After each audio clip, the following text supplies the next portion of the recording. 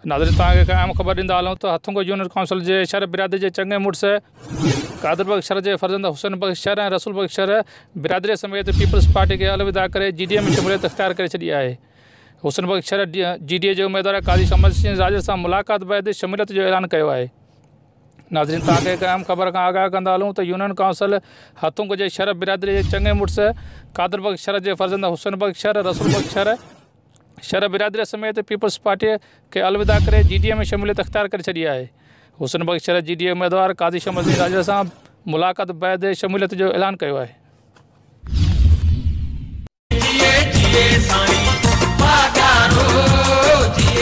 GDA पिसा पागारे पारां खिपरोला नामज़द कयल उम्मीदवारनि PS 72 ते काज़ी शमस सिंह राजर NA 216 ते किशन चंद पारवाणे खे पंहिंजो क़ीमती वोट ॾेई कामयाब कंदा, जंहिंजो इंतख़ाबी निशान तारो आहे। तारे ते मोहर हणी सचाईअ जो सबूत ॾींदा। पारां फ़कीर हाजी मंठा राजर किंगरी मोटर्स मीरपुर ख़ास।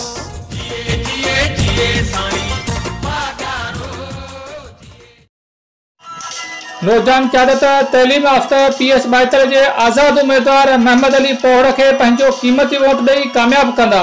हिक हारी जे पुट जी कामयाबी तमाम मज़लूम माण्हुनि जी कामयाबी आहे। इन सां ग़रीब माण्हुनि जा मसइला असेंबली जे ऐवान में आसानी सां हल थींदा, जंहिंजो इंतख़ाबी निशान गुमलो आहे। पारां नदीम रज़ा जट ऐं खिपरो जी बाशऊर अवाम।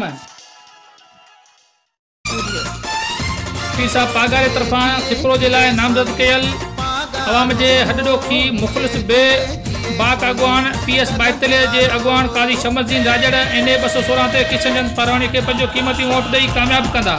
ॿिन्ही अॻुवाननि जो निशान तारो आहे। तारे ते मोहर लॻाए सचाईअ जो सबूत ॾींदा। पारां फ़कीर ग़ुलाम हुसैन राजड़ अॻुवान फंक्शन मुस्लिम लीग तहलको खिपरो।